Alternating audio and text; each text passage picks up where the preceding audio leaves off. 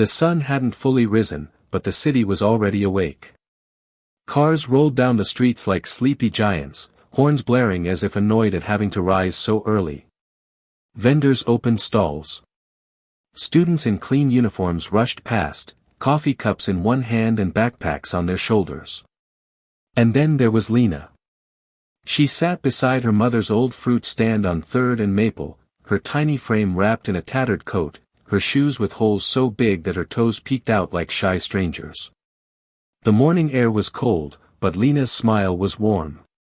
She arranged apples and bananas with care, though she knew not many would stop by. Her mother, Salma, coughed again behind her. "You should stay inside today, Mama," Lena said gently. Salma shook her head.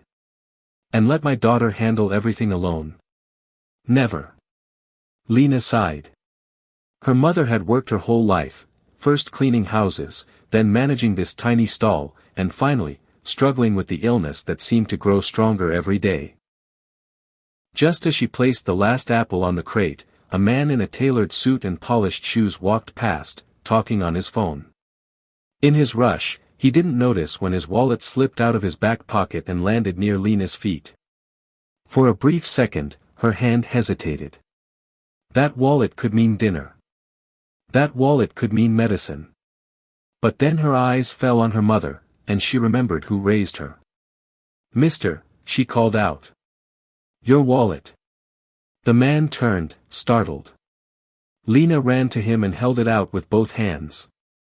He looked down, clearly surprised, not just at her honesty but also at her condition. "You found this on the ground?" "Yes," she replied simply. "You dropped it." The man took it slowly. "Thank you," he said. "Most people wouldn't have." Lena shrugged. "Mama says if you do good, good comes back." He nodded, eyes lingering on her. "What's your name?" "Lena." "Well, Lena," he smiled faintly. "You're something special." She waved as he walked off, never imagining that this brief exchange would alter her life. The apartment smelled like cough syrup and boiled rice. A single light bulb hung from the ceiling, flickering slightly. Lena helped her mother onto the thin mattress and tucked a faded blanket around her. She opened the fridge. Empty, except for a jar of pickles, half a lemon, and a crust of bread. Her stomach growled. She looked back at her mother.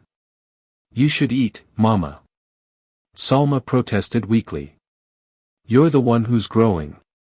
But Lena insisted, tearing the bread in half. "We share, like always." Salma chewed slowly, watching her daughter with eyes that ached with pride and pain. "Lena, promise me something. Anything. If I'm not around someday, don't let the world make you hard. Keep your heart soft, even when life's unfair." Lena blinked back tears. "You're not going anywhere." But she knew better. Later that night, she sat by the window, staring at the moon. She didn't dream of riches or big houses. She only dreamed of a full fridge, her mother healthy, and a chance to go to school.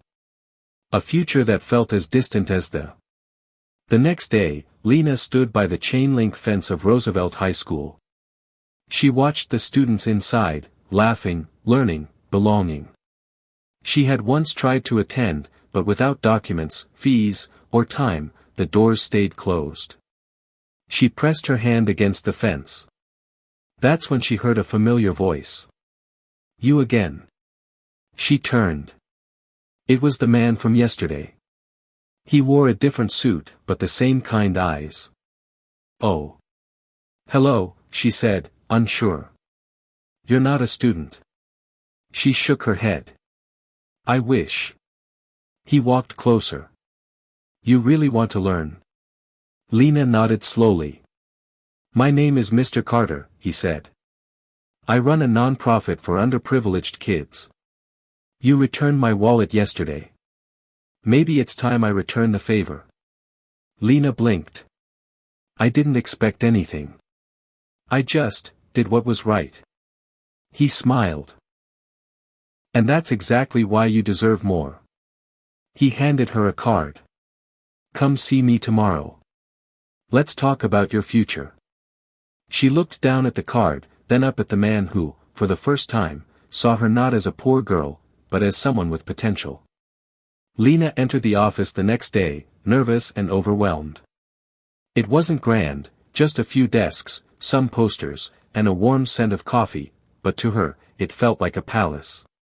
Mr. Carter greeted her and offered a seat. I've been thinking about you. She nodded politely, hands in her lap. My daughter, he began, passed away 5 years ago. She was your age. Bright, kind, full of dreams. Cancer took her before she could make those dreams real. Lena's eyes softened. I'm so sorry. She used to say she wanted to help girls like you. So I started this scholarship in her name. Most people apply. But today, I want to give it to you. Lena froze. Me? He handed her a folder. Inside was an offer. A full scholarship to a private school, transportation, meals, books. Everything. Her hands trembled. I don't know what to say. Say you'll try. She bit her lip, tears streaming. I promise. He stood up. Then let's begin. And just like that, the door to her future opened. Years passed. Lena studied harder than anyone else. She caught up on years of missed learning in months. Mr. Carter visited often, offering help with homework, encouragement, and sometimes just a comforting silence when life got overwhelming. Her mother's health stabilized with better care. The apartment was still small, but it was filled with laughter, textbooks, and dreams that no longer seemed impossible. Now, it was graduation day.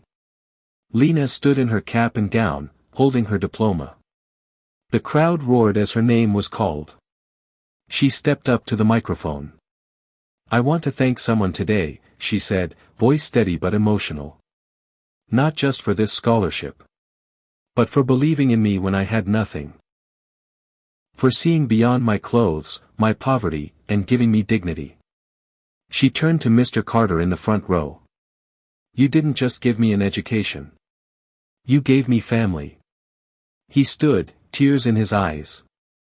And to my mother, Lena added, whose love taught me that true relationships don't depend on money or status, but on sacrifice, trust, and heart. The crowd applauded.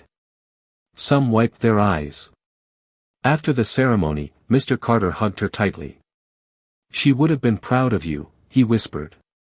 She saved me, Lena whispered back. Through you. And in that moment, 3 people, once broken by life in different ways, stood whole again, bound not by blood, but by something far deeper. Epilogue, the power of one honest act. Lena went on to become a teacher, then started a small school of her own in an underserved neighborhood. Every morning, she would greet children at the door, some in broken shoes, some with empty stomachs, but none with empty hearts. On her desk sat a photo of her, her mother, and Mr. Carter. And beside it, a worn-out card, the same one he gave her outside that school fence years ago. She would look at it often and smile. Because sometimes, one act of honesty can lead to a chain of kindness. Sometimes, a stranger becomes family. And sometimes, the poorest girl becomes the richest, in love, purpose, and legacy.